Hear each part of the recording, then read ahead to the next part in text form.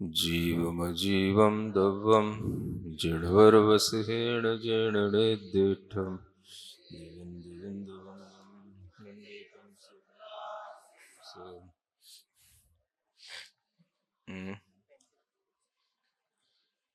ठीक है, कोई नहीं।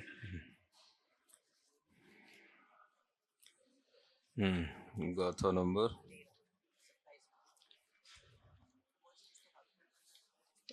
बदलती रहती है 13।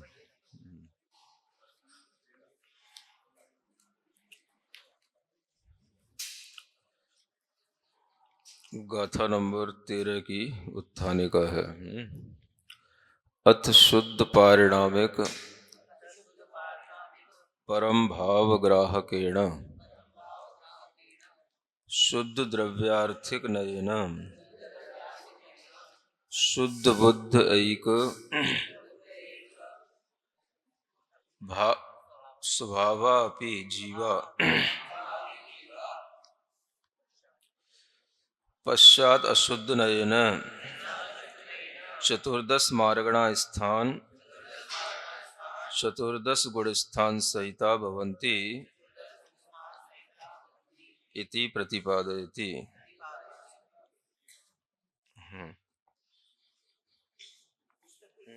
नहीं, ठीक है, ठीक है, ठीक, कोई नहीं, अब हो जाएगा, बैठ। अब यहाँ इस गाथा 13 की भूमिका बताते हुए कहते हैं, शुद्ध पारिणामिक परम भाव का ग्रहण करने से और शुद्ध द्रव्यार्थिक नय से सभी जीव जो है शुद्ध बुद्ध एक स्वभाव वाले होते हैं। जो ये कहा जाता है कि सभी जीव शुद्ध बुद्ध, डिस्टर्ब नहीं करो, जैसे था ठीक था ना,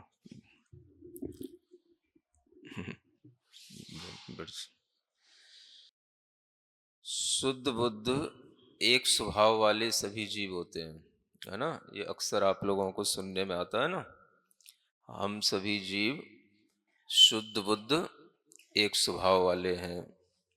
हम सभी ही नहीं, जितने भी संसार में जीव हैं सभी जीवों का स्वभाव एक ही होता है। तो वह एक स्वभाव किसी एक नय की अपेक्षा से होता है, सर्वथा नहीं बताया जाता। तो वह नय क्या है? शुद्ध द्रव्यार्थिक नय कहो या शुद्ध पारिणामिक परम भाव को ग्रहण करने वाला नय कहो। वैसे ये देखा जाए तो शुद्ध द्रव्यार्थिक नय का ही यह विशेषण है। ये एक ही नय है जिसे कहा जाता है शुद्ध पारिणामिक परम भाव को ग्रहण करने वाला शुद्ध द्रव्यार्थिक नय, है ना। यानी ये शुद्ध द्रव्यार्थिक नय के भेदों में ये एक भेद आता है। तो जिस नय की दृष्टि से हम केवल जीव के शुद्ध पारिणामिक भाव का ग्रहण करें, किसका? शुद्ध पारिणामिक भाव। पारिणामिक भाव समझते हैं? जो भाव जीव का अपना स्व भाव होता है। स्व मतलब अपना भाव, जो किसी कर्म के उदय आदि की अपेक्षा नहीं रखता। उस पारिणामिक भाव को भी ग्रहण करने वाला जो शुद्ध द्रव्यार्थिक नय होता है, केवल उसी अपेक्षा से सभी जीव शुद्ध बुद्ध एक स्वभाव वाले होते हैं। लेकिन अशुद्ध नय की दृष्टि से जब हम देखते हैं तो जीव हमें 14 मार्गणाओं में और 14 गुण स्थानों में दिखाई देते हैं। यह इस गाथा में कहा जा रहा है। मग्गण गुण ठाणे हिय 14 ही हवन्ति तह अशुद्ध नया विण्णेया संसारी सबे शुद्धा हु शुद्ध नया।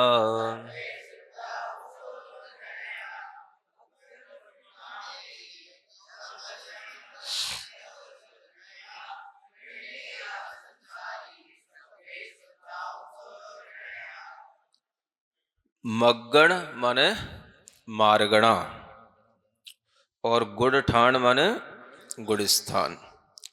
मार्गणाओं से और गुणस्थानों के द्वारा जो कि 14 संख्या में होते हैं।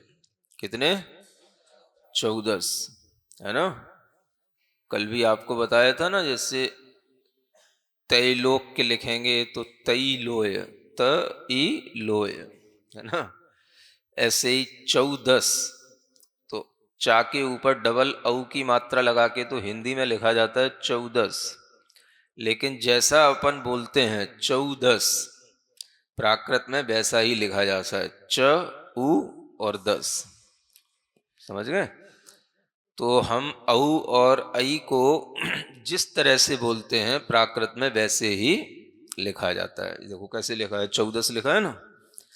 तो ऐसे 14 ही मार्गणाएं होती हैं और 14 ही गुणस्थान होते हैं। हवंती माने होते हैं तह तथा अशुद्ध नया, ये अशुद्ध नय से होते हैं। यानी जीवों को हम दोनों नयों से देखते हैं, शुद्ध नय से भी और अशुद्ध नय से भी। एक ही नय से देखोगे तो एक आंख के कहलाओगे, है ना, और दोनों नय से देखोगे तो दोनों आंख वाले कहलाओगे। बताओ कितने आंख वाले बने रहना है?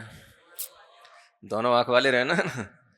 एक आंख वाला तो अच्छा नहीं होता ना। क्या कहलाता है? काना। कौन? कृष्ण कहलाते क्या? कान्हा नहीं है, काना। काना कहलाता है ना। कृष्ण को भी काना बोलते हैं ना। तो कान्हा नहीं है वो, क्या है?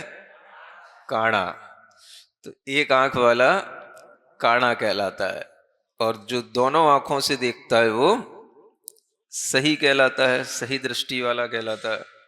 इसी तरह से दोनों नयों से जीव के स्वभाव को जानना। तो अशुद्ध नय से जीव का स्वभाव कैसा है?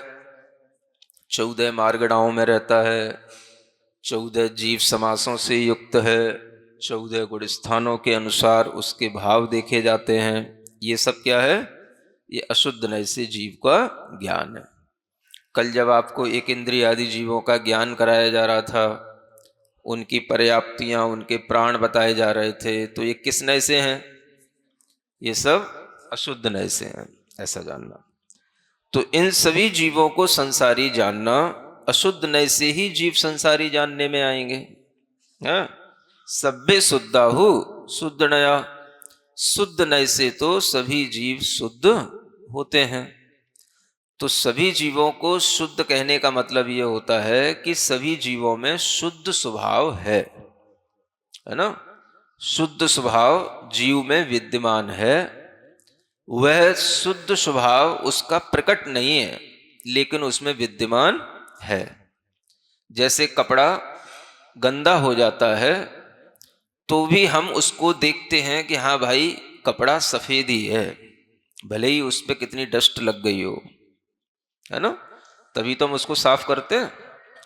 तो कपड़े को गंदा होते हुए भी सफेद देखना, ये किस नय से? शुद्ध नय से। और जो हमें दिखाई दे रहा है गंदा है, तो वो भी सही है भाई, गंदा है तो गंदा है ही है। तो ये कौन सा नय? ये अशुद्ध नय से। तो अशुद्ध नय से कपड़ा अशुद्ध दिख रहा है, और शुद्ध नय से एक टोपी, हाँ, कोई भी कपड़ा शुद्ध दिखता है। तो उसी तरीके से आत्मा अशुद्ध नय से कैसी है? संसारी है, और शुद्ध नय से सभी शुद्ध एक स्वभाव वाले हैं। इस तरह से ज्ञान रख करके दोनों नयों से आत्मा को जानने का नाम ही सम्यक ज्ञान होता है। ये यहां बताया जा रहा है। अब इसकी व्याख्या है, मग्गड़ गुड़ ठाणेय हवंती तह विंडेया। इसका अर्थ क्या है? यथा पूर्व सूत्र उदित 14 जीव समासैर भवन्ति मार्गणा गुणस्थानैश्च तथा भवन्ति संभवन्ति इति विज्ञेया ज्ञातव्या। जैसे पूर्व सूत्र में कहे गए 14 प्रकार के जीव समासों से जीव कहा गया है, वो मार्गणा और गुणस्थानों के द्वारा इस तरह से जीव संभव होते हैं, ऐसा जानना चाहिए। कति संख्योपेत ही चौदशई प्रत्येकम चतुर्दशभी, यानी मार्गणाएं भी 14 होती हैं और गुणस्थान भी 14 होते हैं, ये बताया गया। कस्मात, किससे, अशुद्ध नया, अशुद्ध नयात, अशुद्ध नय से, सकाशात, इत्थम भूता के भवंती, संसारी, संसारी जीवा, ये सभी संसारी जीव कहलाते हैं। सभ्य शुद्धाहु शुद्ध नया, ते एव सर्वे संसारिण शुद्धा सहज शुद्ध ज्ञाय कैक स्वभावा। अब वे ही जो संसारी जीव हैं, अगर देखा जाए तो शुद्ध नय से कैसे हैं, सहज शुद्ध ज्ञायक एक स्वभाव वाले हैं, है ना। चाहे निगोद जीव हो चाहे नारकी जीव हो, जीव तो जीव ही है।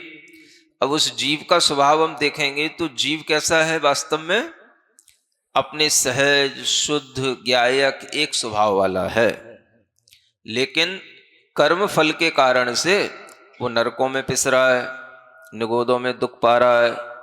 तो इस तरह से जीवों के शुद्ध स्वभाव को शुद्ध नय से देखा और अशुद्ध स्वभाव को अशुद्ध नय से देखा। ये जीव को देखना कहलाता है, जानना कहलाता है।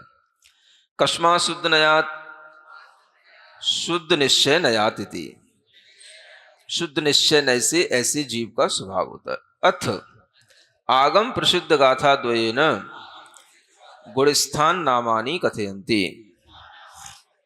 अब जो आगम में प्रसिद्ध हैं कुछ गाथाएं, उनको बता करके हम यहाँ पर गुणस्थान के कुछ नाम बता रहे हैं ना, जो सभी के लिए इसमें शब्द आया है कि गुणस्थान और मार्गणा, तो गुणस्थान क्या कहलाते हैं, उनके नाम कौन से हैं, वो यहाँ बताए जाते हैं। मिच्छो शासन मिस्सो अविरद सम्मोय देश विरदोय वीरयापमत्त इयरो अपुब अणियट्टिसु मोय उवसंत खीड़ मोहो सजोगी केवली जिणो वजोगीय 14 गुण ठाणाणीय कमेण सिद्धायणायब। ये दो गाथाएं गोमठसार जीव कांड में भी आती हैं। इनमें गुणस्थानों के नाम बताए गए हैं, है ना। गाथाओं को याद करके भी आप गुणस्थानों के नाम ध्यान रख सकते हैं। मिच्छो माने मिथ्यात्व, सासण माने सासाधन, मिस्सो माने मिश्र गुणस्थान, अविरत सम्मोह अविरत सम्यक दृष्टि, देश विरदोय देश विरत नाम का गुणस्थान। कितने हो गए, 5 हो गए। फिर छठवां विरदो विरया पमत्त इरियो, है ना, जो विरत हैं लेकिन पमत्त हैं, यानी प्रमत्त विरत। ईयर का मतलब इतर, उससे उल्टा अप्रमत्त विरत, ये 7वां गुणस्थान हो गया। अपुब माने अपूर्व करण नाम का 8वां गुणस्थान हो गया। अणियट्टी माने अनिवृत्तिकरण नाम का 9वां गुणस्थान हो गया। सुहमो माने सूक्ष्म सांप्राय नाम का 10वां गुणस्थान हो गया। उपसंत खीड़ मोहो, एक उपशांत मोह और एक क्षीण मोह, तो 11वां गुणस्थान उपशांत मोह हो गया, 12वां गुणस्थान क्षीण मोह हो गया। सजोगी केवली जिणो, ये 13वां गुणस्थान हो गया, सयोगी केवली जिन। और अजोगीय, अजोगीय 14वां गुणस्थान हो गया। ऐसे 14 गुणस्थान जो हैं यह क्रम से जानने चाहिए, और फिर उसके बाद में सिद्धाय णायब्बा, सिद्धों को भी जानना चाहिए जो गुणस्थानों से अतीत कहलाते हैं। ठीक है। इदानीम तेषामेव गुणस्थानानां प्रत्येकम संक्षेप लक्षणम कथ्यते। अब ये तो आपने गुणस्थानों के नाम सुने, अब इनका संक्षेप से थोड़ा सा लक्षण बताया जाता है ना, एक डेफिनेशन जिसको कहते हैं, वो यहां पर छोटी छोटी बताते हैं। तथा ही सहज शुद्ध केवल ज्ञान दर्शन रूप अखंडैक प्रत्यक्ष प्रतिभासमय निज परमात्म प्रवृत्ति षड द्रव्य पंचास्तिकाय सप्त तत्व नव पदार्थेषु मूढ़त्रयादि पंचविंशति मलरहितम वीतराग सर्वज्ञ प्रणीत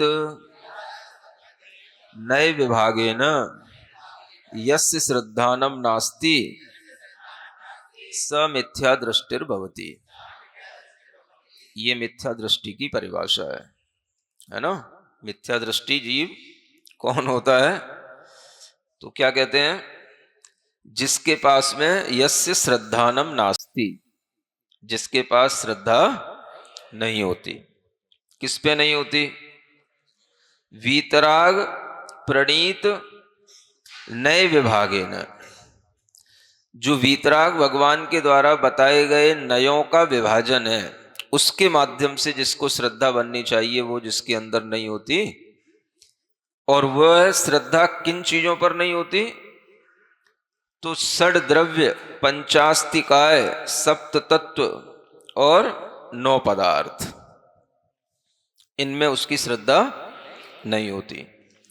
वो श्रद्धा जो होनी चाहिए वो उसके अंदर इन पदार्थों में नहीं होती। और उसका भी कारण क्या है कि उनमें वह 3 मूढ़ताओं और 25 मलों से सहित बना रहता है।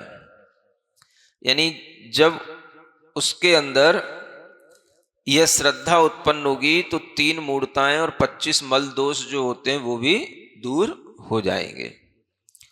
तो 6 द्रव्यों के प्रति जो भगवान ने कहा उनको नयों के माध्यम से जानना, 7 तत्व हैं उनको भी नए विभाग से जानना, और 9 पदार्थ हैं उनको भी नए विभाग से जानना। इस तरह से जान करके उन पर श्रद्धान करने का नाम सम्यक दर्शन होता है। और जो उन पर श्रद्धान नहीं करता है उसको मिथ्या दृष्टि यहां पर कहा गया है। तो यह जो 6 द्रव्य पंचास्तिकाय आदि हैं ये सभी सहज शुद्ध केवल ज्ञान दर्शन रूप अखंड एक प्रतिभास में जो निज परमात्मा है उसी की प्रमुखता का व्याख्यान करने वाले हैं। प्रवृत्ति माने आदि होता है ना। यानी जिसका 6 द्रव्यों पर श्रद्धान आएगा उसका अपने निज परमात्म तत्व पर भी श्रद्धान आ जाएगा, क्योंकि 6 द्रव्यों में अपना आत्म द्रव्य भी शामिल होता है। 7 तत्वों पर श्रद्धान आएगा तो अपने आत्म तत्व पर भी श्रद्धान आएगा। तो निज परमात्म तत्व के प्रमुखता से इन 6 द्रव्यों को, 7 तत्वों को, 9 पदार्थों को अपनी श्रद्धा में जो नहीं लाता उसका नाम मिथ्या दृष्टि कहलाता है। ठीक है। क्या कहते हैं आगे? पाषाण रेखा सदृश अनंतानुबंधी क्रोध मान माया लोभान्यतरोदयेन प्रथमम औपशमिक सम्यक्त्वात् पतितो मिथ्यात्वं न अद्यापि गच्छति इति अंतरालवर्ती सासादनः। ये सासादन गुणस्थान का लक्षण है ना। सासादन किसे कहते हैं? पाषाण रेखा सदृश अनंतानुबंधी क्रोध मान माया लोभ, ये कसाय होती हैं। अनंतानुबंधी क्रोध मान माया लोभ किस तरह की होती हैं? पाषाण रेखा सदृश, मतलब जैसे पत्थर पर कोई लाइन खींच दी जाए तो फिर वो सहज नहीं मिटती है ना, बहुत लंबे समय तक बनी रहती है। और आपने उस लाइन को अच्छे से उकेर दिया हो छेनी से तो वो और लंबे समय तक, युगों युगों तक भी बनी रहेगी। हाँ, तो ऐसे ही क्रोध मान माया लोभ ये अनंतानुबंधी जब होते हैं तो आत्मा में लंबे समय तक बने रहते हैं। ये अनंतानुबंधी क्रोध आदि जो पाषाण रेखा के सदृश होते हैं, इनके उदय के होने पर जिसे पहले औपशमिक सम्यक दर्शन प्राप्त हुआ हो, और इन कसायों का उदय आने पर जो उपसम सम्यक दर्शन से पतित हो जाता है, वो कौन? सासाधन सम्यक दृष्टि की परिभाषा बताई जा रही है ना। तो सासाधन सम्यक दृष्टि जीव एक तरह से अंतरालवर्ती जीव होता है। क्या लिखा यहां? अंतरालवर्ती का मतलब अभी वो अंतराल में है, न मिथ्या दृष्टि है न सम्यक दृष्टि है। इन दोनों के जो अंतराल में रहे उसको सासाधन सम्यक दृष्टि कहते हैं, है ना। अंतराल मतलब बीच में, है ना। छत है और ग्राउंड है, तो ग्राउंड हो गया मिथ्यात्व और छत हो गई सम्यक दर्शन। सम्यक दर्शन से गिरा लेकिन अभी ग्राउंड पे नहीं आया, जो बीच में रहा, तो ये क्या है? ये अंतरालवर्ती कहलाएगा। तो इसी तरह से जो उपसम सम्यक दर्शन से पतित हो जाता है, माने गिरता कहां से है? प्रथमोपसम सम्यक दर्शन से गिरता है। किस कारण से गिरता है? तो अनंतानुबंधी कषायों में से कोई भी कषाय का अन्यतर का उदय आ जाने पर, माने चाहे अनंतानुबंधी क्रोध का उदय आ जाए या मान का आ जाए, चाहे लोभ का आ जाए या माया का आ जाए, किसी भी कषाय का जब उदय आ जाएगा और प्रथमोपसम सम्यक दर्शन का उसके लिए टाइम चल रहा हो, तो उससे वह छूट जाता है, उससे गिर पड़ता है। और उस समय पर गिरता हुआ जब तक वह मिथ्यात्व को नहीं प्राप्त हो जाता, मिथ्यात्वम न अद्य अपि गच्छति, माने अभी भी वह मिथ्यात्व को नहीं पहुंचा, मिथ्यात्व को प्राप्त नहीं हुआ, उसके बीच में अंतरालवर्ती जो उसका समय है वो सासाधन गुणस्थान कहलाता है। ठीक है ना। तो ये सासाधन गुणस्थान की परिभाषा है। डिटेल तो आपको पढ़ाई जाती ही है, करना नियोग प्रवेशिका से, है ना। नई 6 डाला की तीसरी ढाल में भी बहुत कुछ डिटेल दी हुई है, तो उससे आप लोग उसको जानना। मिश्र निज शुद्धात्मादि तत्वम वीतराग सर्वज्ञ प्रणीतम पर प्रणीतम च मन्यते यह स दर्शन मोहनीय भेद मिश्र कर्मोदयेन दधि गुण मिश्र भाववत मिश्र गुणस्थान वर्ती भवती। अब तीसरा जो मिश्र गुणस्थान कहलाता है उसकी परिभाषा बताई जा रही। जो मिश्र गुणस्थान वर्ती होता है, तो मिश्र माने मिक्सचर, मिला हुआ, है ना, दाल मोठ लेकिन यहां किसका उदाहरण दिया? दही गुड़ का, है? दही और गुड़ टेस्ट के हिसाब से। दाल मोठ तो फिर भी एक जैसी हो जाती है? दधी माने जो खट्टे स्वभाव वाला हो और गुड़ माने मीठे स्वभाव वाला हो। तो उसी तरीके से एक तो वीतराग सर्वज्ञ प्रणीत चीजें हैं, है ना, जो वीतराग सर्वज्ञ भगवान ने बताई हैं, और एक उनके अलावा अन्य लोगों ने बताई हैं, वो पर प्रणीत कहलाती हैं। तो उन दोनों की ही वो मान्यता रखता है। चूंकि मिश्र हो गया, तो उस मिश्र में कर्म का कौन सा उदय है? दर्शन मोहनी का जो भेद है, सम्यक मिथ्यात्व, उसी मिश्र कर्म के उदय से उसके अंदर मिला जुला भाव उत्पन्न होता है। सम्यक और मिथ्यात्व का दोनों का मिला जुला भाव उत्पन्न होता है, वह मिश्र गुणस्थान वर्ती जीव कहलाता है। ठीक है। अथ मतम येन केनापि एकेन मम देवेन प्रयोजनम तथा सर्वे देवा वंदनीया न च निंदनीया इत्यादि नैयायिक मिथ्या दृष्टि। संशय मिथ्या दृष्टिर्वा तथा मन्यते तेन से सम्यक मिथ्या दृष्टि को विशेषः इति। अब यहां पर एक प्रश्न करते हैं, है ना। अब आप कह रहे हो सम्यक मिथ्या दृष्टि जीव भी होते हैं, सम्यक्त्व भी रखते हैं, मिथ्यात्व भी रखते हैं, दोनों प्रकार का मिश्र भाव उनमें उत्पन्न होता है। तो ऐसे भी तो जीव होते हैं जो नया वैनयिक मिथ्या दृष्टि कहलाते हैं अथवा संशय मिथ्या दृष्टि कहलाते हैं। उनमें और इनमें क्या अंतर हो गया? तो उसके लिए ये प्रश्न है कि जैसे ये न केनापि एकेन, जिस किसी भी एक व्यक्ति ने ये मान लिया कि मम देवेन प्रयोजन, एकेन मम देवेन प्रयोजन, मुझे तो एक ही देव से प्रयोजन है ना, इसलिए सभी देव वंदनीय।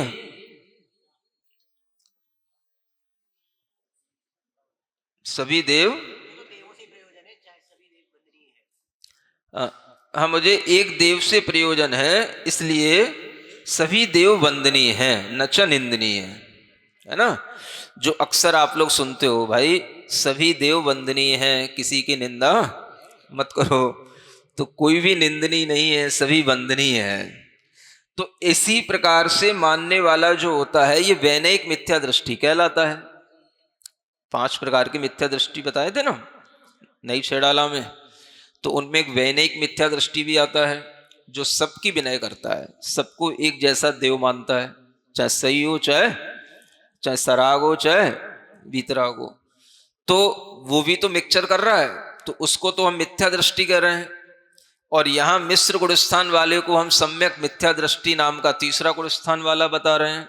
तो इन दोनों में बहुत अंतर हो गया।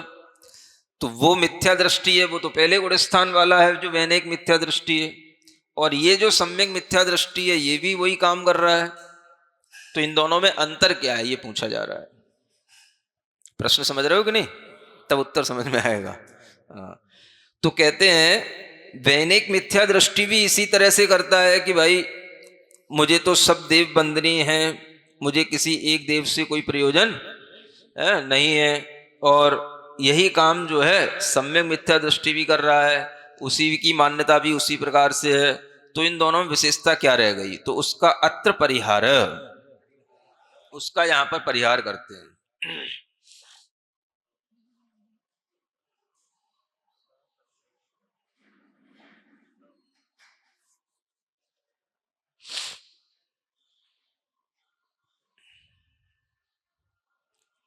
स सर्वदेवेषु सर्वसमयेषु च भक्ति परिणामेन येन केनापि एकेन मन पुण्यम भविष्यति इति मत्वा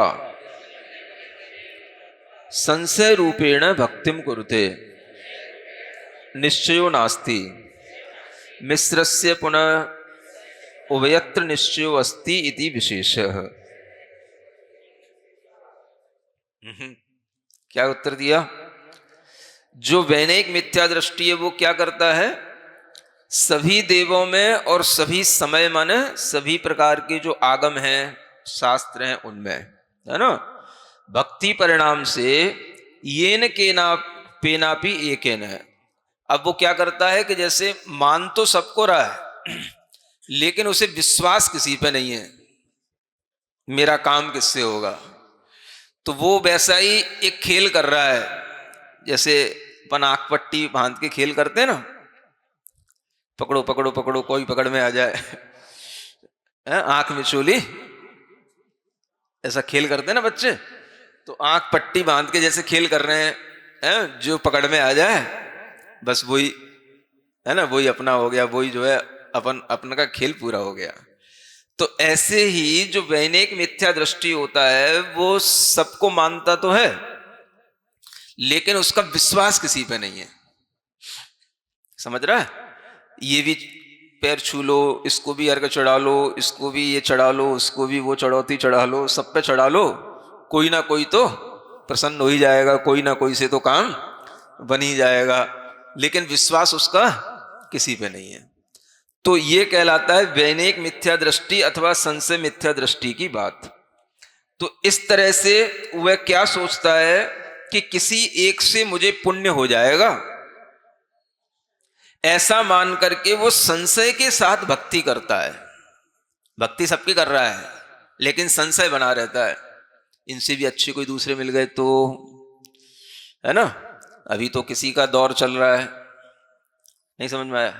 दुनिया में दौर चलते ही रहते हैं ना, कोई बाबा, फिर कोई दूसरे बाबा, फिर दूसरे बाबा, हर 5 साल में एक ना एक बाबा का दौर आ ही जाता है ना? तो वो संशय करता रहता है, भाई किसका नाम चल रहा है? हा? कभी साईं बाबा का नाम चल रहा है, कभी खाटू श्याम का नाम चल रहा है, कभी किसी का नाम चल रहा है। तो वो किसी ना किसी दौर में किसी ना किसी के लिए वह संशय में पड़ा रहता है कि इनसे मेरा काम हो जाएगा, इनसे मेरा काम हो जाएगा। तो भक्ति सबकी करता है, लेकिन बिना निश्चय के भक्ति करता है, निश्चय उसका कुछ नहीं है। समझ रहे हो? ये किसकी बात है? ये जो वैनिक मिथ्या दृष्टि होते हैं, ये इनकी बात है। तो इस तरह से वह निश्चय किसी का नहीं होता, लेकिन जो सम्यक मिथ्या दृष्टि जीव है उसको क्या कहा गया? उसको दोनों ओर निश्चय है, होता है। क्या समझ में आया? ये एक बड़ी विचित्रता है, मतलब उसकी क्वालिटी बिल्कुल अलग ही है सम्यक मिथ्या दृष्टि जीव की। तो यद्यपि यह मिश्र कर्म के उदय से होता है और ये बहुत ही थोड़े समय के लिए रहता है, लेकिन यह परिणाम अपने आप में मिथ्या दृष्टि का परिणाम नहीं होता, ये बताने के लिए यहां पर ये उत्तर दिया गया है ना? तो मिथ्या दृष्टि का जो परिणाम होता है वो बिल्कुल विपरीत होता है, और इसका परिणाम दोनों ओर श्रद्धा को लिए हुए या निश्चय को लिए हुए होता है। इसको क्या बोलते हैं? सम्यक मिथ्या दृष्टि जीव या मिश्र गुण स्थान वाला जीव। इस तरह से ये 3 गुण स्थानों का ये स्वरूप यहां पर बताया गया। अब इसके आगे आता है चौथा गुण स्थान वाला जीव, स्वाभाविक आनंद ज्ञान आदि अनंत गुण आधारभूतम निज परमात्म द्रव्यम उपादेयम इंद्रिय सुखादि पर द्रव्यम ही हेयम इति अरहत सर्वज्ञ प्रणीत निश्चय व्यवहार नये साध्य साधक भावेन मन्यते। परम किंतु भूमि रेखा सदृश रेखादि सदृश क्रोधादि द्वितीय कषायोदयेन मारण निमित्तम तलवर ग्रहीत तस्करवत आत्मनिंदा सहित सन इंद्रिय सुखम अनुभवति इति अविरत सम्यक दृष्टेर लक्षणम। अब ये अविरत सम्यक दृष्टि जीव का लक्षण होता है ना? अब आपको मिथ्या दृष्टि से कोई मतलब नहीं, सासाधन सम्यक दृष्टि से भी कोई मतलब नहीं, मिश्र गुण स्थान वाला क्या करे उससे भी कोई मतलब नहीं। अपने को मतलब किससे? सम्यक दृष्टि कैसा होता है इससे मतलब रखना चाहिए। तो अविरत सम्यक दृष्टि जीव जो होता है वह किसको उपादेय मानता है और किसको हेय मानता है? तो जो अपना निज परमात्म द्रव्य है उसके लिए वह उपादेय होता है। अविरत सम्यक दृष्टि जीव के लिए उपादेय क्या है? अपना परम आत्म द्रव्य, माने अपना आत्मा उपादेय है। और वह अपना आत्मा कैसा है? तो स्वाभाविक अनंत ज्ञानादि अनंत गुणों का आधारभूत है। अपनी आत्मा में अनंत ज्ञान अनंत गुण की क्या है? आधारशिला रखी हुई है ना? वह अनंत ज्ञान आदि गुणों का आधारभूत अपना परम आत्म द्रव्य है। ऐसा अपने आत्म द्रव्य को उपादेय मानना, ये सम्यक दृष्टि जीव का मान्यता होती है और सम्यक दृष्टि जीव का श्रद्धान होता है ना? फिर इंद्रिय सुखादि जो पर द्रव्य हैं उनको वह हेय मानता है। ये कैसे हैं? हेय है ना? ये जो है उसके लिए उपादेय नहीं है, इसे ग्रहण करने योग्य नहीं है। इस तरह से हेय मानकर, हाँ वही बताया जा रहा है, इस तरह से हेय मानकर के भी वह अरहंत भगवान, सर्वज्ञ भगवान के द्वारा बताए गए जो निश्चय व्यवहार नए हैं, उनकी भी मान्यता रखता है। उनके माध्यम से वह हर चीज को जानता है। अब ये निश्चय व्यवहार नए कैसे हैं? साध्य साधक भाव के साथ चलते हैं। देखो क्या लिखा है, निश्चय व्यवहार नए साध्य साधक भावे न, है ना। तो साध्य निश्चय नए के लिए कहा गया, व्यवहार क्या हो गया? साधक हो गया। साधक माने अभी वह उसको साध रहा है, और जिसको साध रहा है वो हो गया साध्य। तो साधक जो होता है वो व्यवहार नय होता है, और निश्चय नय से जो कहा जाता है वो साध्य होता है। तो जब भी आपको कहा जाता है कि हमारा शुद्ध बुद्ध एक ज्ञायक स्वभाव है, ये क्या हो गया? ये साध्य हो गया। ये निश्चय नय से हमें प्राप्त करने योग्य या साधने योग्य है। और जिन उपायों से बताया जाएगा वो व्यवहार नय हो गया। इस तरह से निश्चय और व्यवहार में साध्य साधक भाव घटित किया जाता है, और इसी तरह से जो अपनी मान्यता बना करके चलता है उसको अविरत सम्यक दृष्टि जीव कहा जाता है ना। अब यहां पर बात आती है उसके अंदर कसाय कैसी होती है, तो कहते हैं भूमि रेखादि सदृश क्रोध आदि द्वितीय कषाय उदयन। अनंतानुबंधी के बाद में दूसरी कषाय कौन सी आती है? अप्रत्याख्यान कषाय, उसका उदय उसके अंदर रहता है। ये कषाय भूमि रेखा सदृश होती है ना। आदि का मतलब यह है, ये उदाहरण क्रोध के लिए दिया गया है भूमि रेखा का। मान के लिए दूसरे उदाहरण आते हैं, है ना। माया के लिए दूसरा आएगा, लोभ के लिए दूसरा आएगा। तो वो दूसरी क्वालिटी वाले उदाहरण जो अलग अलग दिए गए हैं क्रोध मान माया लोभ के लिए, उनमें सबके लिए अलग अलग लगाना। तो अप्रत्याख्यान सदृश जो क्रोध है वह भूमि रेखा सदृश होता है ना। भूमि रेखा में और शिला रेखा में अंतर हो गया, पाषाण रेखा में। तो भूमि पर रेखा आएगी, कुछ समय तक रहेगी, लेकिन वो मिट जाएगी। तो उसी तरीके से इसके अंदर भी क्रोधादि कषायों का उदय होता है। और यह कैसे प्रवृत्ति करता है? अभी एक भाई पूछ रहा है, क्या सम्यक दृष्टि भी इस तरह का श्रद्धान करके भोग कर सकता है? इंद्रिय सुखों का उपभोग कर सकता है? तो कैसे करता है वो यहां बताया जा रहा है। मारण निमित्तम तलवर ग्रहीत तस्करवत, ये बताया गया। ये उदाहरण ध्यान रखो। क्या कह रहे हैं? तलवर का मतलब जो कोतवाल होता है ना, या सिपाही जो है, कोई आपको पकड़ के ले जाए और आपने तस्करी की हो, माने चोर हो, और आपको पकड़ करके कोई मारने के लिए पकड़ करके कोतवाल लेकर के जाए, सुन रहे हो? तो वो क्या करता है? वह उस समय पर जो उस कोतवाल के द्वारा ग्रहण कर लिया गया है, और फिर भी जो है वो उसके साथ में चला जाता है ना। और वो उसको किस लिए ले जा रहा है? मारने के लिए ले जा रहा है। अब जिसको मारने के लिए ले जाया जा रहा हो, सुन रहे हो, उस समय पर उसको अगर मान लो कोई वहां पर बिठा करके थोड़ा सा, चलो अभी देर है मारने पीटने में, चलो चाय पानी पी लो, है? नहीं समझ में आया? भोजन कर लो, अभी सुबह से खाया नहीं है, अभी तुम्हारी पिटाई तो बाद में करेंगे, पहले भोजन कर लो। तो अब वो क्या करेगा ये बताओ? है? अब भूख तो लग रही है उसको भी। मान लो चोर है और उसे मारने के लिए वो ले जा रहा है, और रास्ता भी बहुत लंबा है, है? मान लो बहुत दूर से लेकर के आ रहे हैं, पश्चिम बंगाल से या पाकिस्तान से पकड़ करके। तो अब उसको रास्ते में खाना भी है, पीना भी है ना, सोना भी है। या मान लो उसको जेल में डाल दिया गया, बोले कल निर्णय होगा तुम्हारा।